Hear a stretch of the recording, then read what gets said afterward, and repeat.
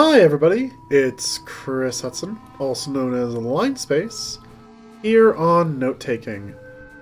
Everything died. I don't really know how else to put it. Our mom died and now everything else has too. This is examining a bit of rubble turning over in his hands. I wonder if we're ever gonna find, like, alien tech, he says. Wouldn't that be cool? That's the kind of thing you say in a hopeless situation like this. I know it's hard, Cal says, fiddling nervously with the tassel on his shirt. But just think. What would your mom do right now? She wouldn't complain, that's for sure. Aww. It's been hard to talk to your dad about everything. Losing your mom, then losing the colony right after. It's too much to take. Neither of you know what to say. Yeah. So, it looks like the only place to go to make time pass, so we're certainly not allowed out right now, is over here. What's over here? Engineering is crammed with families and with the belongings they salvage from the destroyed living quarters. You could spend time in your crowded temporary lodging in the classroom, or help the adults try to fix things. We don't have enough reasoning for engineering classes. Those just aren't available right now. Mourning, we don't need to do because we're not stressed. Somehow. And hey, we want to get more toughness. Rebuild. The first month of quiet passes, each day plodding one after the other. You still have trouble sleeping in the classroom barracks, but there's nowhere else to go.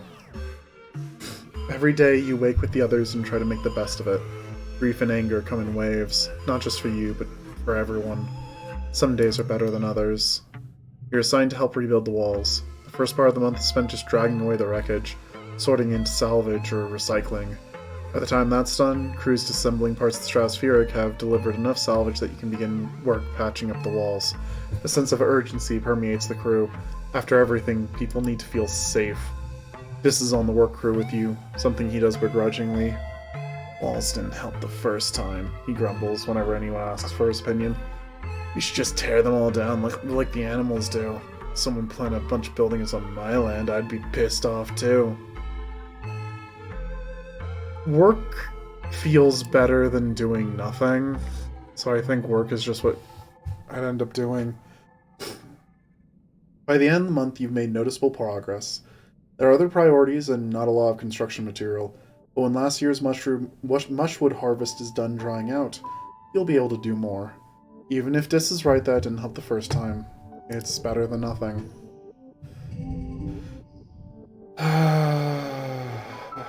Starving, mourning, God, it's just so miserable. Feels impossible to even remotely think about this kind of situation. I just can't. I can't imagine what it would be like in real life.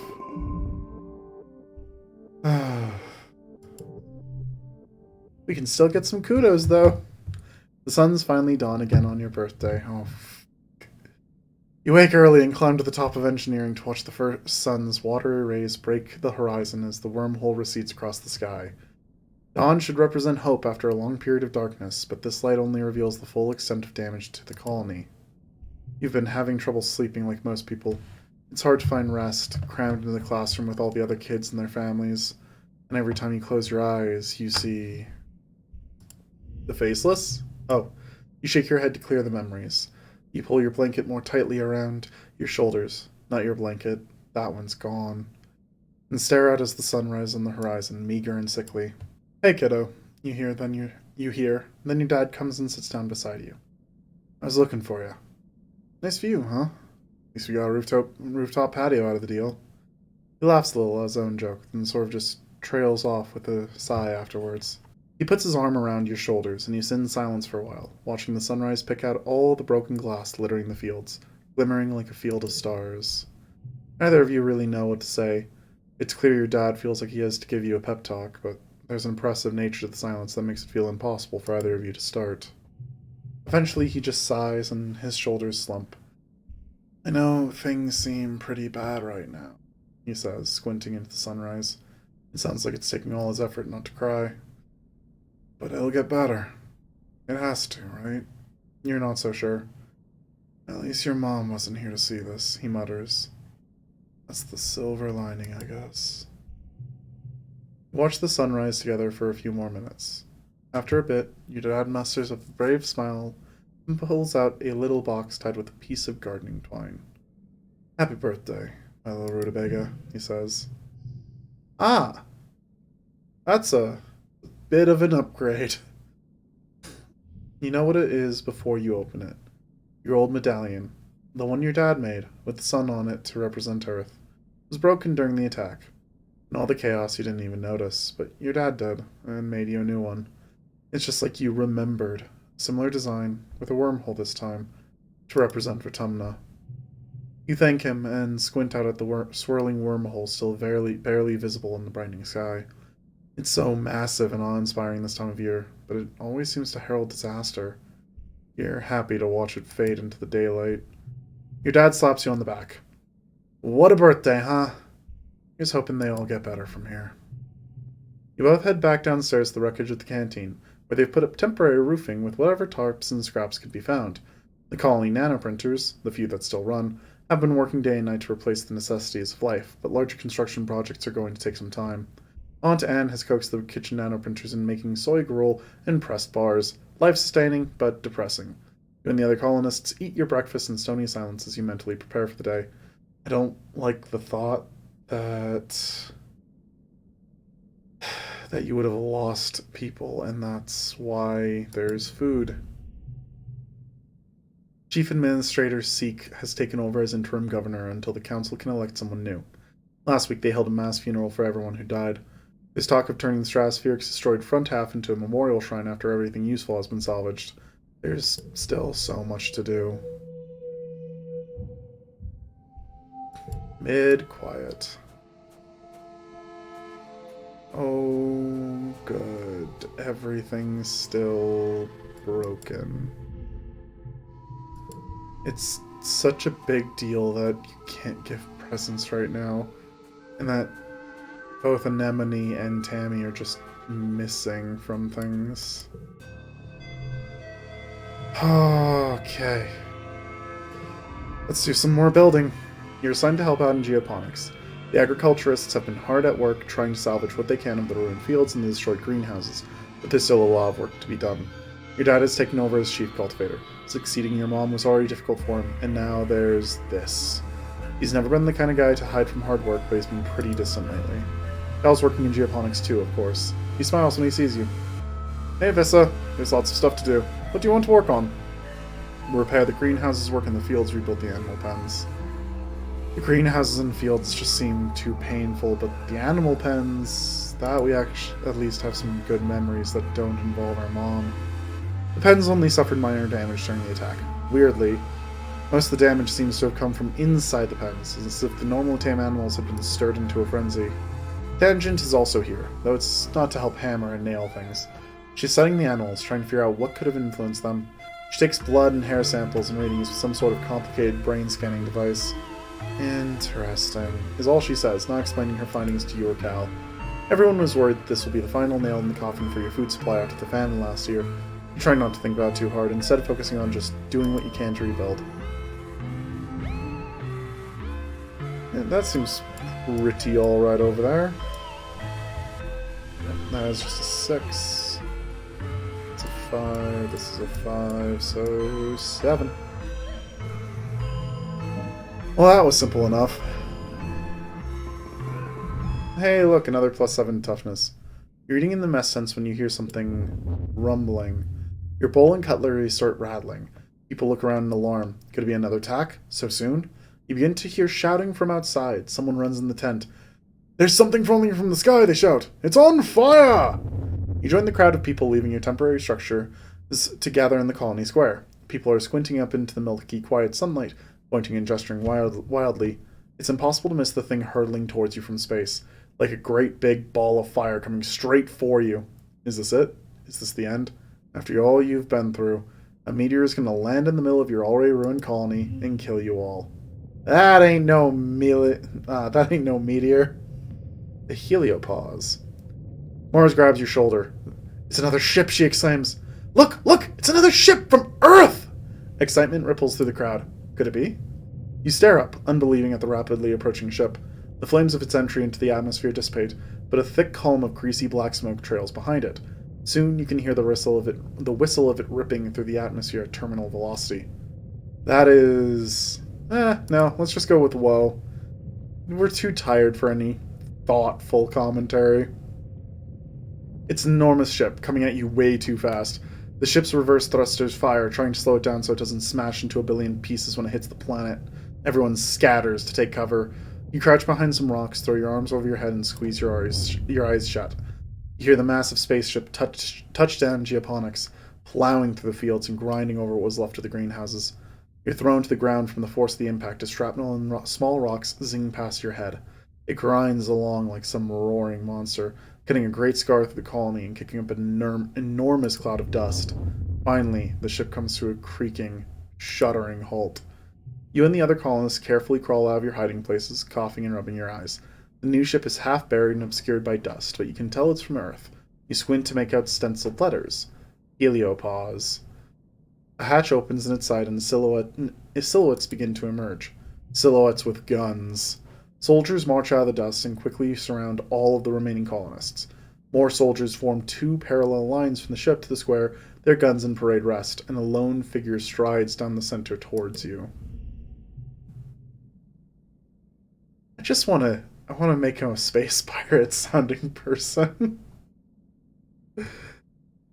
Greetings, fugitives of Earth, the man says, spreading his hands wide. That's a hell of a statement. A dismayed murmur ripples through the crowd.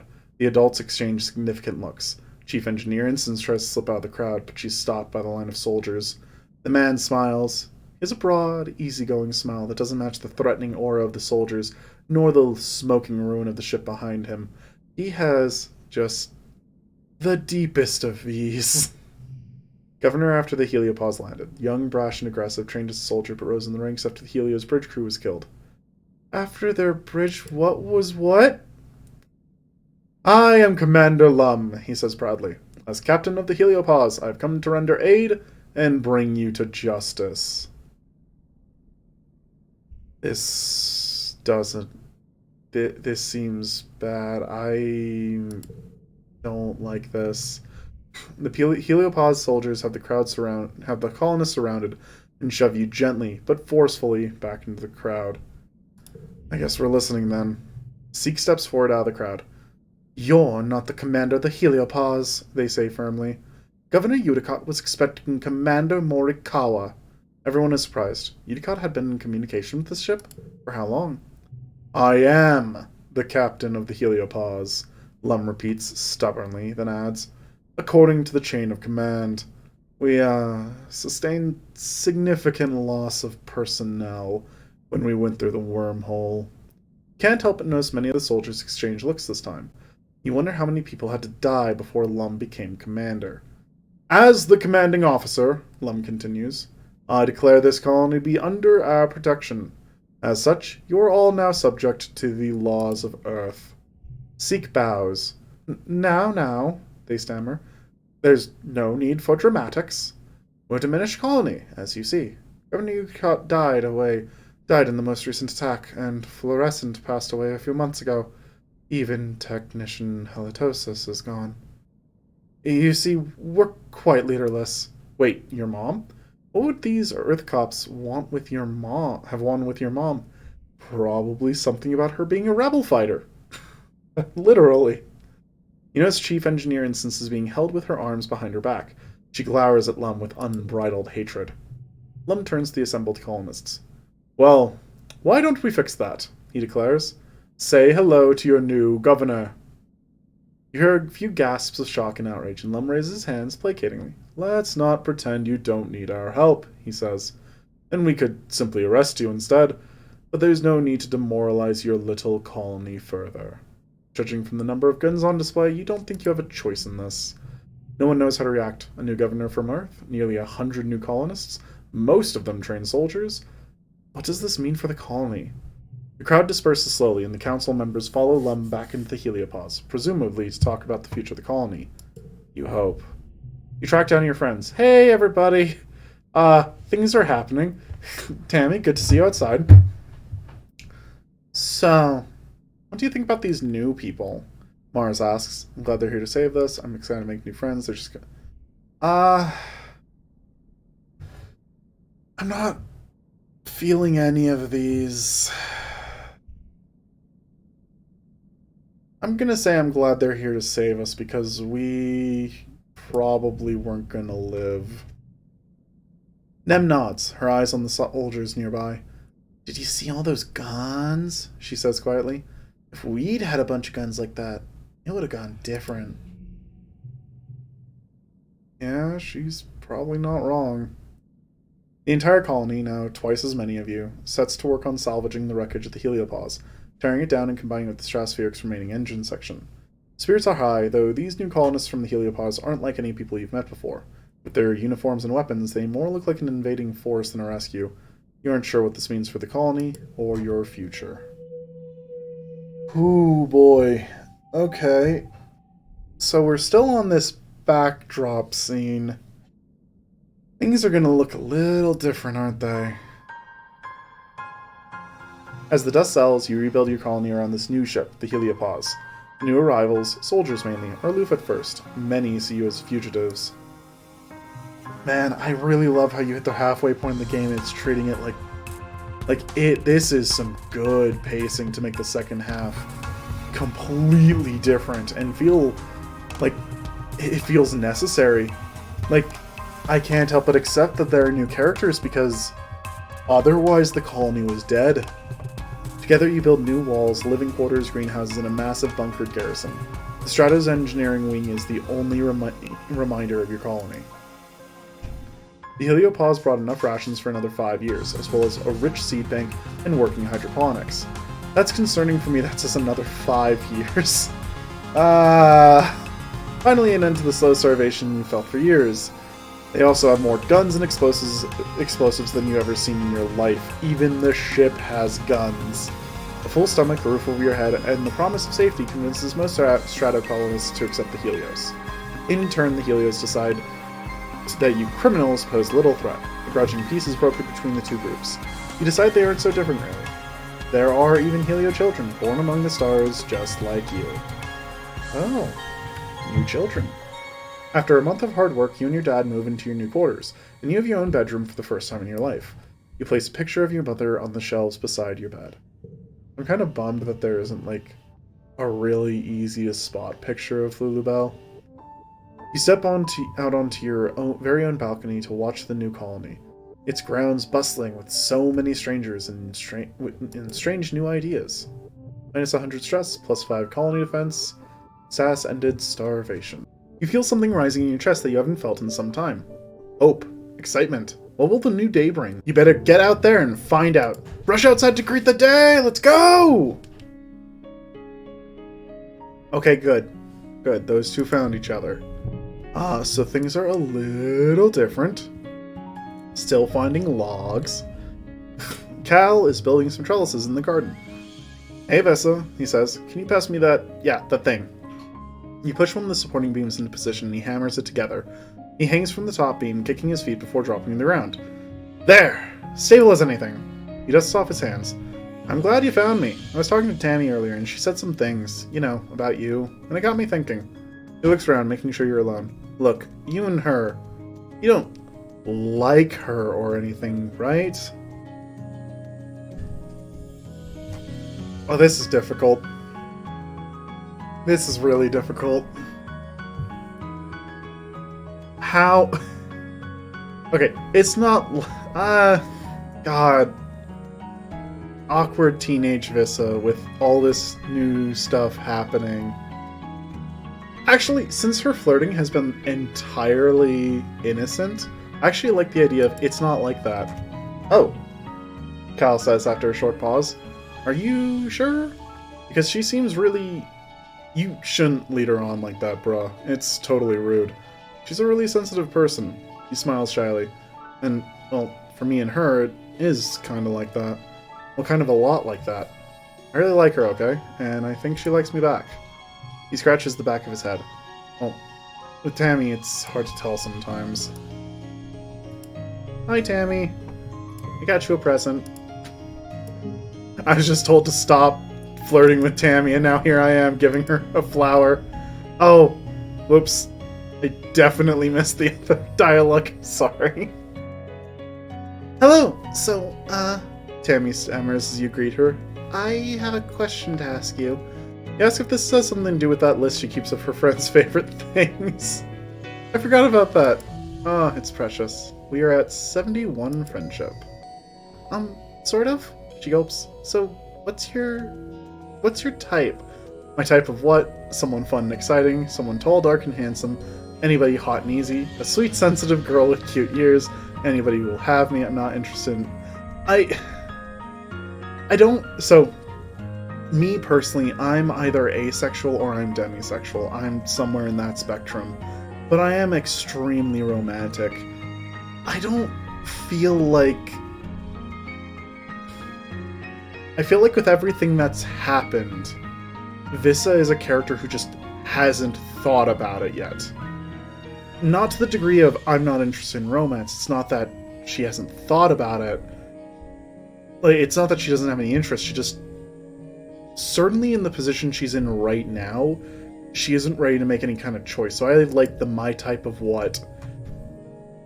You know, Tammy twiddles her fingers. Your type of person to be with, to go on dates with. Okay, and now we do actually have to give an answer. Oh god, okay. Someone fun and exciting, someone tall, dark, and handsome. Okay, so as I've talked about before, the three people it could be are Tammy, Nem, or Dis. Confronted with the choice, someone fun and exciting is clearly Nem. Definitely don't think Vissa thinks of Nem that way. Nem is the cool, fun person that she goes and does things that she likes with. Someone tall, dark, and handsome? Well, Dis isn't handsome yet. Hot and easy? No, not really. But I also don't think it fits for... Like, neither of these fit for Vissa either. I think it is fitting that if Vissa's actually forced to think about it, her instinct right now is to say Tammy, which is really messed up after what she just said to Cal, but she hadn't thought about it that way.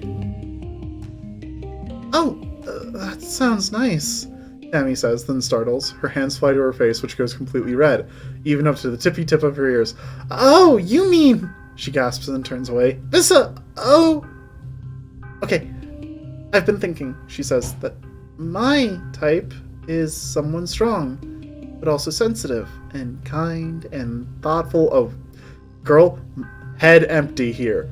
Not looking for thoughtful, you're thinking of... I am head empty. She hesitates and then just smiles and shakes her head. You wonder if she's thinking of Cal because the two of them seem destined to be together since they were kids. Never mind, she says. It's not that interesting. Oh good, we've gotten ourselves into a love triangle, everybody. Perfect. Cal, you are my buddy. I am rooting for you here. This is a personal thing. I actually enjoy the fact that I don't know how this is gonna end. I wouldn't really be able to tell you. I can't decide if we're gonna end up with Tammy or someone else. I've enjoyed letting everything just kind of progress naturally and see what happens. Too much to have enough foresight to say. I'm not used to that feeling in games. This has just been so wonderful to be kind of organic like that with. This could be Rhett's son. Oh! The Helios have replaced the old garrison dojo with a huge underground bunker. It's much larger and better supplied, and abuzz with activity. Soldiers drilling, weapons being cleaned and inventoried, and animals herded into cages for study. Can't believe how many soldiers are down here. It must be the safest place on the planet. Don't want to do anything yet, because we have people to talk to. So there's clearly some new people.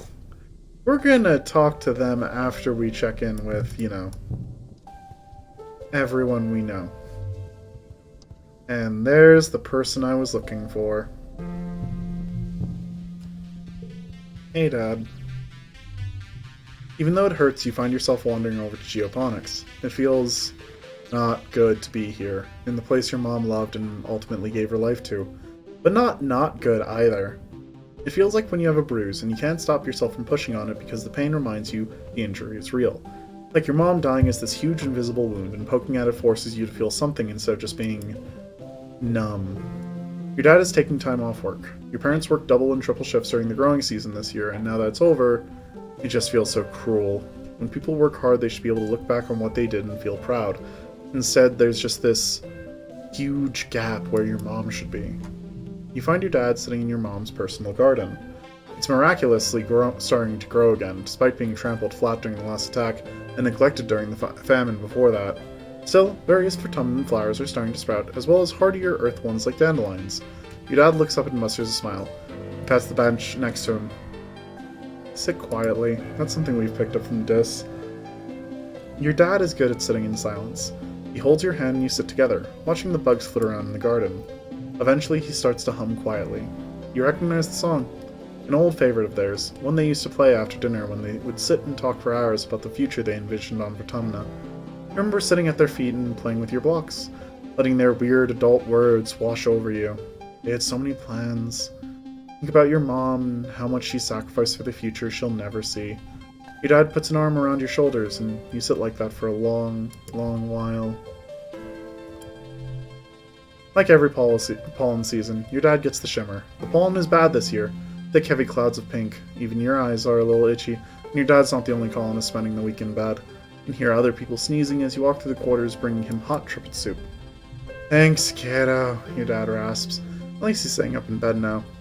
Your mom never got sick. Not ever, your dad reminisces. I'm not sure she missed a day of work from the day we landed until the day she... He stops and sighs. I miss your mom. I wish Instance would find a cure already, he grumbles, his hand shaking as he lifts a spoon. 3 years and all she can suggest is bed rest and fluids. What good is all the researching if it can't fix my headache? Your dad must be feeling really sick. He never complains about stuff. You check his temperature with your hollow palm, then dim the lights and bring him a cold pack before his forehead. He has a crust of glittery pink gunk around his lips, looking cracked and gross, so you wipe it away. The glitter is just everywhere on him. It's coming right out of his pores. It looks iridescent in the murky light filtering through the pollen outside. Hey, do you mind opening the window a little? For some fresh air? Smells like a sick person in here, he grumbles, pushing his soup away and rolling over in bed. No, we do not open the window, Dad. The pollen might already be everywhere already, but there's no sense making it worse. You pretend to crack the window for him, and by the time you look over, he's asleep again. The worst of the pollen fog subsides in a few days, and your dad starts to look a little bit better. He gets back to work, which is good because there's a lot to do in order to rebuild the colony and get the Heliopause's hydroponics up and running. You're still sweeping glittering dust out of your quarters weeks later. That stuff gets everywhere. And like that, Vissa has a new mission. All this talk of romance has to wait. She needs to go back to that cave. If she can find it. Maybe we deserved it, Dis mutters. New shit didn't save us, it just delayed the inevitable. When their food and weapons run out, we'll be back where we started. Didn't they learn anything? What do I think Dis would like? He likes medicinal roots.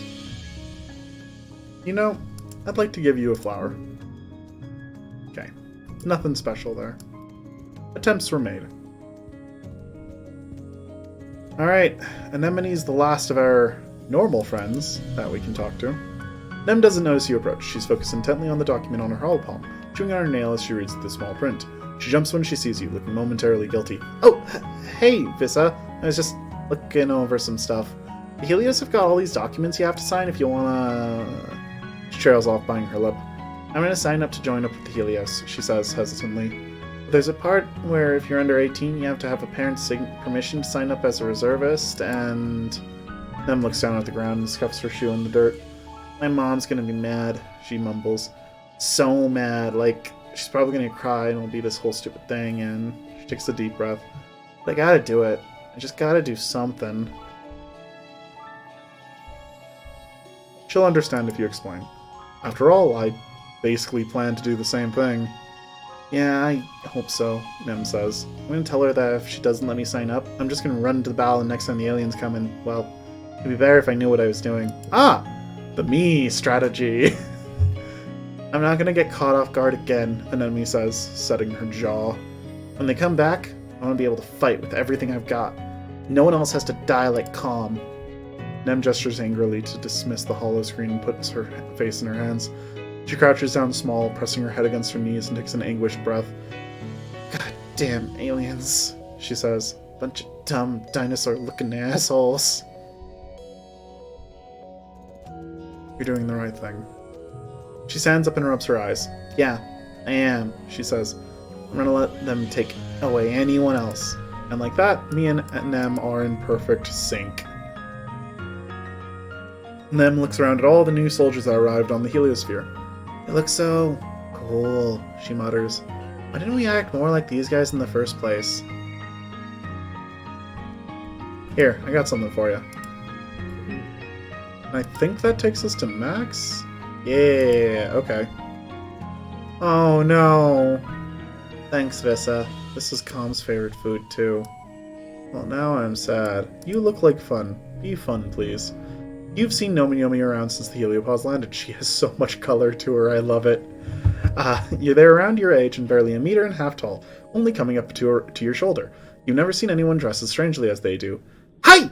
Their voice is high-pitched and quick. I'm Nomi. It's short for nomination. They do a little twirl and bow. You introduce yourself and... No. That's stupid. Fun. Please be another person I can run around with. Well, Nomi begins. Kind of a bit of everything. I like designing outfits and reading manga and learning about dinosaurs and cool xenofauna and robots and aliens and watching anime and playing Laser Fable, of course. Mostly lately I play Laser Fable. It's so fun to play outside in the great big endless outdoors. That's very fun to do, but God, it's gonna make me mess up sometimes. Nomi dances in a circle, waving her arms and gesturing at your surroundings. Get Nomi to calm down, challenge them to a game of Laser Fable, politely challenge them to a game of Laser Fable. You're on! Nomi helps you install it on your holopalm and explains the rules. Laser Fable is an augmented reality game where you bounce hologram lasers off real objects nearby. It's speed-based, so you're running around and bumping into each other, and there are extended house rules about when it's legal to block each other's lasers. Combat challenge? Oh, Nomi, you got no clue what's going on. I got 98 combat.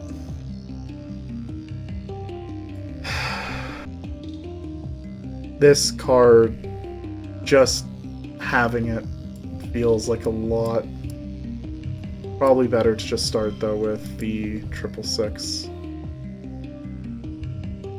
6, 6, 6, 9. And we already have the wins, so don't really need to stress about this. Here we go. +3 combat. So we'll get our last combat perk. Right on, sister! +2 friendship. How am I supposed to get your friendship as high as everyone else's? Nomi gives you a high five, then with a couple quick flicks on their gauntlet gives you a kudos for winning. They explain this how they always play Laser Fable with the kids from Heliosphere. Except they mostly don't want to play anymore. They say they're too old for it. They just want to be soldiers now. Except Rex. He's still cool. Okay, which one's Rex? +1 to physical increases. That's basically useless at this point. That's honestly a really bummer perk. The combat perks... No, the middle combat perk's really good. The colony is full of new people. Everywhere you look, you see a stranger. It's disorienting. After growing up in a closed spaceship, you never expect to meet any other humans that weren't made here on Vertumna. You bump straight into one of these new people while you're jogging around the colony. Oof. He laughs and holds you steady, brushing the imaginary dust off your shoulder and giving you a wide-fanged smile. Oh, you are a twink. Hey, it's from the kids from the Heliopause. You think his name is Rex. Yeah, it makes sense you still want to play. What do they? Adorable boy from the Heliopause. He, him. Hi, hello, wow, hey, what's up? Hey, I'm Vissa. Welcome to Vertumna. You stick out your hand. That's not Fiss's voice. I haven't given her one, but I don't care. You stick your hand out and shake his, and he laughs. He knows he's wiggling his dog ears. They can really move independently. Please. Pleased to meet ya, he says. I'm Rex, and I love to shake a paw. I know a ton of tricks. He winks. Oh my god, you're a dog. Just straight. Is that just doggy ears is what it says, but Rex puts his hand against his cheek, looking cute and lost. Hey, since I'm new here, do you think you could help me find the construction yard? I thought I might apply for a job there. You make me uncomfortable with your flirting. It's that way. Go there. You tell him everything has been changed since the heliopause landed, but you think the construction yard is still near command. He thinks you've heard the directions. Okay, I've got a question. Oh my god. Even his dialogue options are different. Rex hasn't gotten used to life on the surface yet. You remember your first year. Vertumnus seemed so enormous, so full of dangers and mysteries. Well, it still does, but the shock eventually wore off. Rex still has that slightly bewildered look on his face every time he walks outside and the sunlight hits his face. It's so bright and warm. Okay, I got you a present. You're a dog. Do you like the stick? Oh my god, it's a +4 bonus. Woo! Oh god, okay. Woo! Rex howls with happiness as he takes the mushroom from you. My neighbors are not going to be okay with that. You remembered my birthday, and you brought me the perfect stick from my collection. Ah, okay. That makes more sense that it's also his birthday. That makes me less upset. Speaking of presents, Nomi is lying flat on their back, looking up at the sky. It goes on forever. They exclaim, waving their arms. There's no ceiling at all. I feel like I'm going to float right off the surface of the planet. Quirky non-binary kid from the heliopause. They, them. I have a present for you. Do you like flowers? Nomi looks a little surprised. You brought me a gift? They exclaim. Like, just because? OMG, Vissa! Thank you! I have no idea how to feel about Nomi. Nomi is delightful. They are also going to help me practice my use of the they, them pronouns. This new boy from the heliosphere is a couple years older than you. He's very handsome, and the missing arm gives him a heroic, battle-scarred vibe. How did you lose your arm?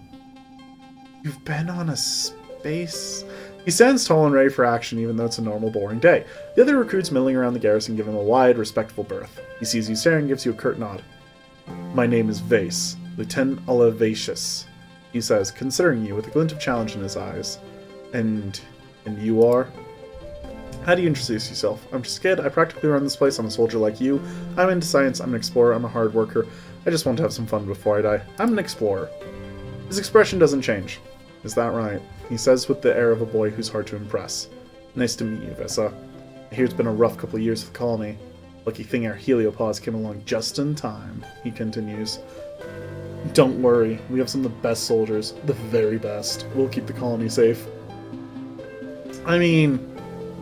if we compare your soldiers relative to everyone else, then yeah, I guess they're probably the best. Minus me. Are you one of those best soldiers? We train as a team, but, Vase says, then clears his throat. Yes, I've won more than my share of zero-G judo matches and virtual riflery tournaments. Even competing against adults, he adds. You are... oh, you edgy child. I bet I could take you. Vase says doubtfully. Well, you're welcome to try. I hope to see you at self-defense classes. I don't need them anymore. I kick too much ass as it is. But we didn't lie. We will try giving you a gift. No food, no weapons, no defenses, Vase says, crossing his arms. No wonder you were almost destroyed. I don't know what I expected, but I figured it would have been better than this. Don't worry, though, he continues. We're here now. We can protect you. I'm throwing a log at your face. Vase gives you a curt nod and tosses your gift on a nearby table. Thanks. Dick. Okay. Time to head out, though. Please. At least, I hope. I'm impressed we still get to. Forge in the Valley. And we have one goal Well, one major goal. Chief Surveyor Utopia stops you in Dis near the depot. Feel that? She asks. You can feel a kind of ominous distant thumping, pulsing regularly through the ground. If you stand still, you can feel it vibrate up into your own body, too, like a massive global pulse. Utopia says, checking red out on her hollow palm. I reckon it's naturally occurring, she concludes, but it's giving me the willies all the same. You two better check it out. Mind you stick together, and take readings on the way, in case it's dangerous. You and Dis look at each other, excited. You follow the thumping, now an audible noise, growing louder. West until you've roughly triangulated its location. You know you're getting close, but it sounds like it's coming from all around you, and your instruments aren't precise enough to help. Follow the sound with the perception challenge. +1 to physical red cards, +2 bonus to straights. 6, 6, and 6. Next round. So... yeah, that should be good. Wow, super bad.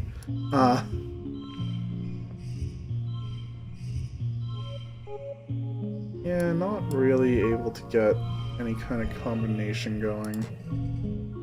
But more than enough to get the challenge taken care of. Even without any of these additional cards. We kick some serious butt. Thud of the Thumper. God, that's such a good card for us. You find a machine? An ancient, broken down machine. Like a small pyramid-shaped building made from some kind of dark stone or bone that looks almost like it grew that way. Except it isn't broken, and it's just so very old and overgrown, it looks more like a pile of rubble and roots than a building or engine or whatever it was. Still, a thumping noise comes from inside it. The vibrations are strong here, making your guts feel weird. You don't notice it at first, but there's a curious path on the ground moving away from the machine. A line half a meter wide where the dirt is still more worn and bare. It heads off in a straight line to the west. Or coming from the west. Could animals have made this path? Or the thumper itself? No, we have no engineering. Marvel at it. We gain engineering. You run your hand over its pitted, vibrating surface. How could something so unbelievably old still work? It's definitely not natural. You can even see something like writing carved deep into the not-quite rock. It starts making unts noises under his breath at the beat of the thumper. It's a pretty sick beat. Jesus Christ. Eventually you head back to share your findings with Utopia. Totally an alien civilization, Dis insists. Utopia scratches her head. I suppose. Maybe? She says. You said it looks ancient, right? Perhaps there could have been another civ here long ago. We have found other suns, but nothing active like this. It seems pointing west or receiving something. She snaps her fingers. There's some right ugly ridgelines out there that have kept us from checking that direction, but we got gliders and motivation. That's half the battle. She makes a note in her hollow palm. I'll open up the western resting... oh god, that's a stupid name. Western resting ridges for surveyors, she says, then grins. Whoo! Say that 3 times fast. Dis is right, it's definitely aliens. We'll have to stick together out there. If I find anything, I get the kudos. We'll have to stick together out there. I'm much more worried than I used to be. Dis looks at you curiously. Sure, if you're scared, he says. Dis, I'm not losing anyone else. I will take out 3 more faceless if it means no one else dies. Am I clear? Alright. We're not out here technically just to find the hole, but I do want to get a feel for what kind of events are out here before we settle on a specific thing. The bonus is we probably don't need to worry about colony food as much. The downside is we don't have to... and now I'm sad again. Plenty of things to pick up. This means we'll have plenty of chances to explore some gift options. We have new people. New people. Okay, so that's not just giving me the flag, so it's probably the hole again. I feel... oh! Hi again. Keep the egg and run. Let's do the toughness challenge this time.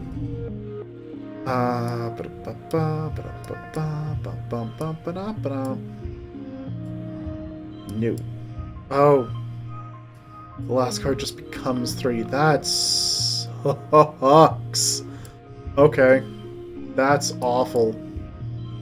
Actually, if we go 5, 4, 3, I guess it's straight. I'll keep the gem cards. 6, 6.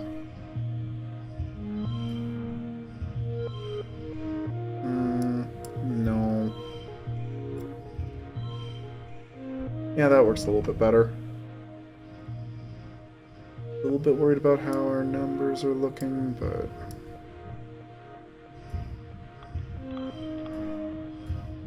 let's first just get out the big numbers. Oh, we can have 777. Cool. Okay, I think that settles that. Nope.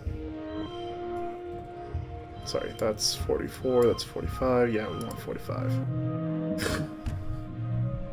+4 toughness. You stumble blindly through the clearing towards the relative safety of the trees, the cumbersome egg blocking your view of your own feet. You fall a few times, just barely manage to scramble out from under the claws of the manticore. You eventually find a member of the expedition's protection SWAT, who fires a warning shot with her plas rifle over the manticore's head. It roars in defiance and sinks into the trees. +10 kudos. The egg's pretty addled from all the running and falling. If it was going to hatch before, it certainly won't now. You get a ship ton of kudos for it, though, and it's super tasty. So, the debate when it comes to the hole. The hole reduced our toughness before and gave us that negative side effect. But I don't know if we could potentially stay longer if we don't worry about getting hurt. You know, I actually am curious about the climbing up it. Climb up and onto one of the big flat leaves of the giant tree, surprised they can actually support your weight. Neat! Get high enough out of the fog to see the whole area. It's very pretty, but nothing happens. I think that's kind of why I'm leaning towards just heading down the hole, is because in the end, we're not getting as much out of this as we used to. If this wasn't stream, I would definitely... You spot a juvenile squeegear queen all on her lonesome. She's still mobile, but she's moving very slowly, digging around in the dirt here and there, licking the ground, possibly looking for a place to take root and live out the rest of her life. This might be an opportunity to capture a living hive. Maybe you could convince it to take root in one of the barns in the colony, giving the colony a source of honey without so much dangerous foraging. It spits acid if you get too close, and they have a nasty, powerful beak. No wonder no one's managed to catch it. Just pick it up, or trick it. I mean, if we try to trick it, we get bonuses, so... We have a spot where a card becomes 4. That is just a 4. Yeah, let's get that out of the way. That's a 6.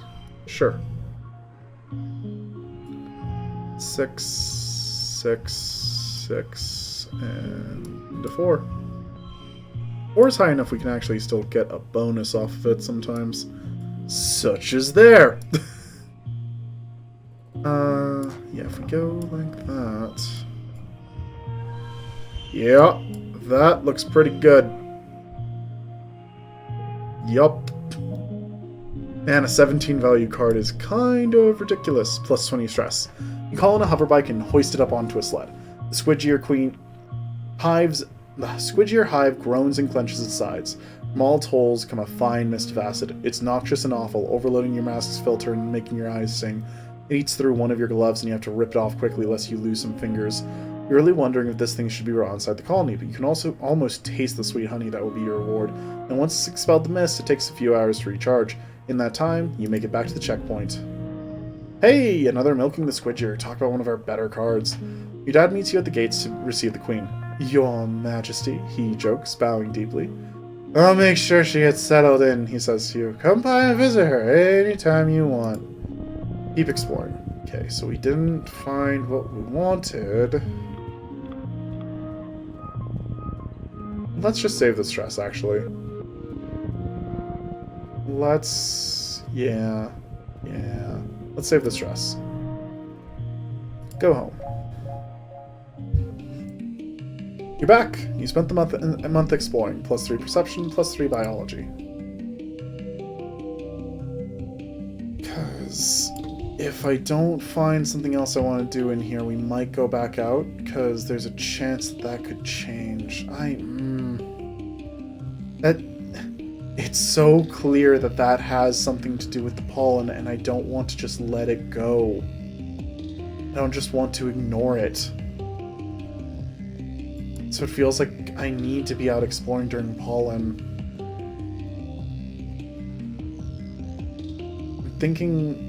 I think how I'll handle it is I'll go out one more time right now, use up all of my stress if it's not there, and then rest, and then at the beginning of Dust, we'll go out and we'll go to the Ridge instead, which gives perception and engineering. Okay, so let's go Forge in the Valley one more time. Again, that seems so key to solving the shimmer. A curious Vicky blocks your path. It's acting strange. It keeps the threat display. Let's approach it and have it be weird at us.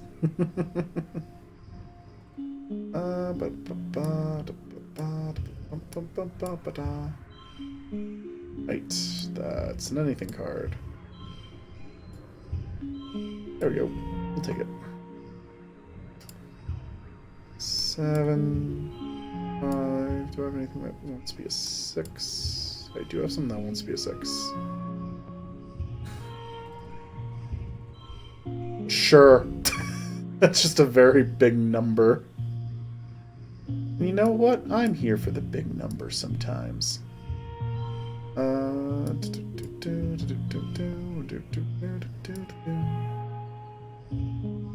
It's a 4. This is going to be a 6.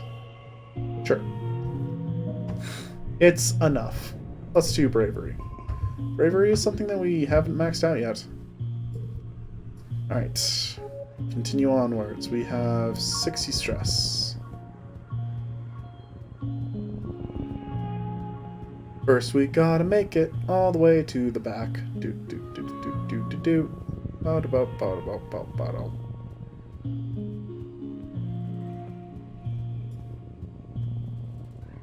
I was questioning if something was a collectible or not before my brain kicked me and reminded me that I can tell. Okay. You decide to take a shortcut through the jungle to a path where you were sure was just up ahead. And now you're lost. Everything looks the same here. The plants are too high to see any landmarks, and you swear some of them move around when you aren't looking. You try to check your positioning with your holopalm, but the damn thing isn't working and won't connect to long-range communications either. Typical. Utopia did warn you the comms are flaky out here. You think you can tell north from the position of the two suns, but that's it. And we were able to orienteer our way out pretty easily. Hi, other Ricky. Ricky are carnivores, you think, but the juveniles are too small to take out anything larger than not insect. Not so much the case with this one. The Ricky blocking your path is pretty large, probably about as tall as your waist, and it's growling at you over the carcass of something even bigger, which seems to be missing its head. Yuck. Not sure if it killed or scavenged the dead animal, but it's dragging it onto the path and it looks ready to fight you for it. Fight it! It wants to fight? Then let's go! That turns into an 8, so let's instead just go 666s. 8.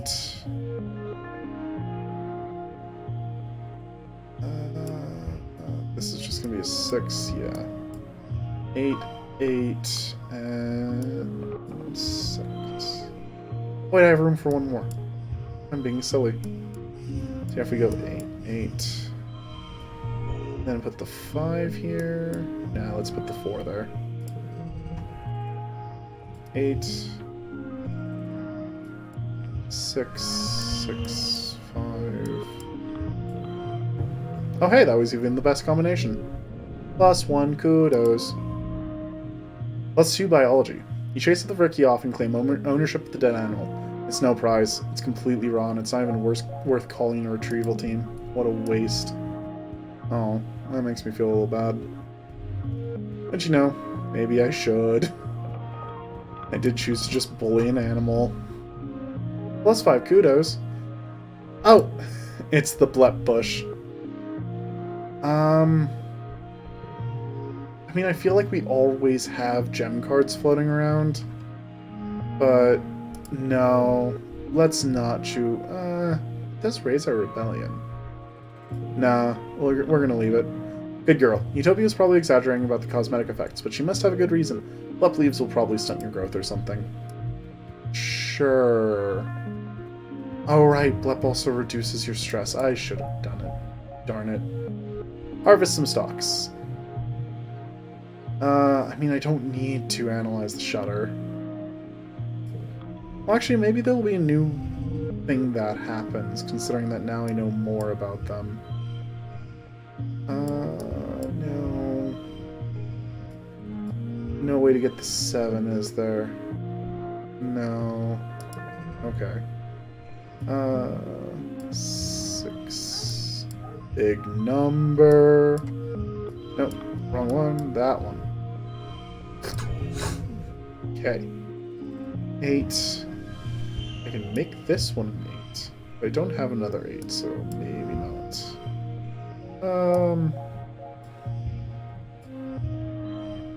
Seems like that's probably just gonna be the strongest card I have. Which way is better? That way is better. Meh. But we get the animals and keep harvesting. Continue. Get those kudos. Go home.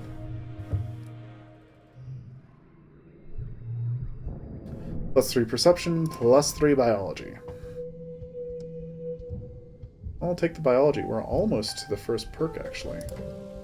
Or we're getting relatively close, I guess. Shouldn't be anything else to do. Just gonna double check before we go rest. And we will be playing with the Squidly Peterson because we want to get Squidly Peterson to that level 3. Make it super duper amazing. Colony feels really big now. Relax in the park. You've been working with Squidly Peterson for months on getting them to follow simple commands. You're getting pretty consistent results with 1 or 2 at a time, but they get bored and wander away if you try to do a longer session. You've set up a small obstacle course in the garden consisting of a few ramps and balancing beams. Squidly Peterson looks at the treats in your hands expectantly. Run that obstacle course! Supposedly a very difficult option. 79, that shouldn't be that bad.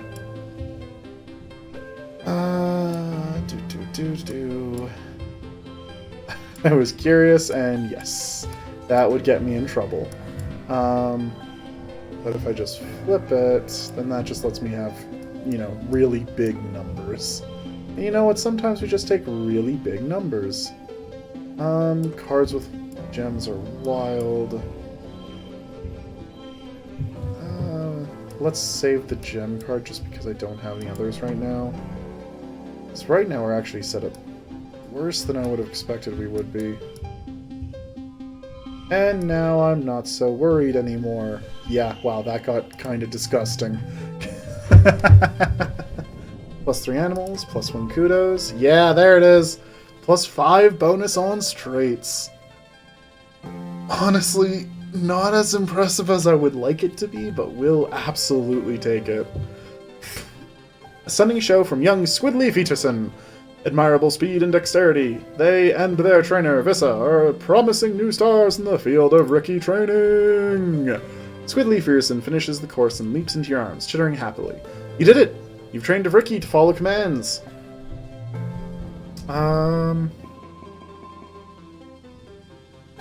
Actually, standing up for something is worth getting rid of here. Not that there aren't worse cards in my deck, but it's just... there are too many times where it's unchangeable actually makes it less useful instead of more. You overhear your dad talking to one of the other cultivators. He seems to be upset about something to do with the new governor and people from the Heliopause. When the other woman leaves, you have a chance to ask some of the burning questions you've had. Who are those new people? Is Governor Lump some kind of space cop? Why did the Helios know about Mom? How come you just let them take over? Why did Helios know about Mom? Your dad looks startled and tries to muster a friendly smile. You overheard us, eh, kiddo? Listen, Vissa. He hesitates and looks around nervously as he's afraid you're being watched. You're just gonna have to trust us adults on this one. There are things you're still too young to understand. I am not too young. Do you know what I've been through? I thought the same about myself once, your dad says gravely. I was wrong. The Helios came here just like us, looking for a better life, he tells you. Some of them had other reasons too, but now that they're here, we have to learn how to work together. Your mother and I were young, on Earth. We learned a hard lesson. He gives a grim smile. Learned a lot of hard lessons. One was that it's safer to be led by one dangerous person than be attacked by an army of them. He lets that sink in. Another was that sometimes when adults tell you not to worry, you should listen to them. Go on, enjoy your youth. He gestures toward the heliopause. Go get to know some of those new kids. I'm sure you'll find they're a lot like you.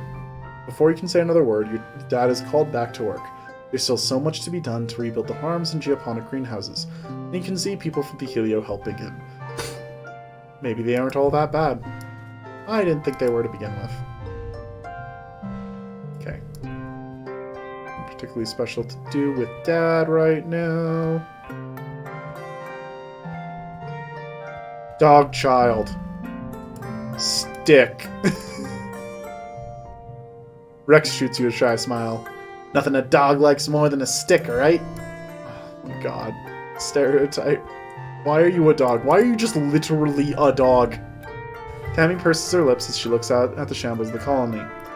What a shame, she says quietly. We all worked so hard, and now it's just on.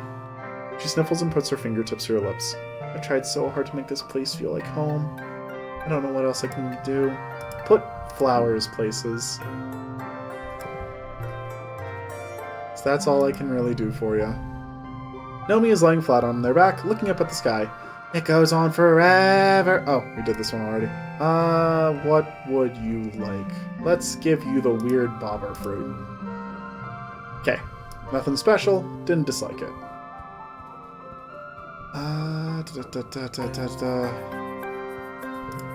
Tangent. Bobber fruit. For future runs. So hopefully I will know something about you in the future. And hey, Nem, guess what? Oh, but Nem, we're best friends. That's why I brought you cake. Nem gives you a little smile. Thanks for remembering my birthday, she says. It's not the same without Calm here. Yeah, Nem is the kind of person who would take quite a bit of time to grieve. Vase looks exasperated by your presence. Hey! It's Rex's little buddy, he says, scowling. Get out of here before I have to send him a message about how I don't want his little gang of dickwits stinking up my garrison. That's... Okay. He cracks his knuckles. You're not going to like my choice of medium. I have something for you. You seem like a tryhard. Nope. Don't like that either. Finding what people like is difficult. Hi, Dis. Dis looks more skittery than usual, looking around at the new defenses. There's too many people here now, he mutters. Too much noise, too many mouths to feed. Whoever's out there isn't going to be happy with us. Considering what's happened before, I'm inclined to agree with you, Dis. Do you like bobber fruit? No, he does not care about bobber fruit. Okay. So we are going to go out to the ridge. And before we start anything on the ridge, we are explorers. I actually love doing all this exploration here on stream. It feels like we get a bigger sense of the world, even if maybe we get less of a sense of the colony. But this is where I'm calling it for this episode. Thank you so much for watching. This is interesting. The game's at the point where, with having the ability to have a bunch of maxed out stats like we have, it feels like maybe there's less I would like to be doing than maybe I would want, but I do still have other stats to raise, so I can't really complain that much. It's weird. It's a weird balance, and these games typically get like this in their middle period. where it feels like you're still working on stats, even if you've started to get some of them where at their max or near their max. No matter what, though, thanks so much for watching. Have the best day that you can, and I will see you next time.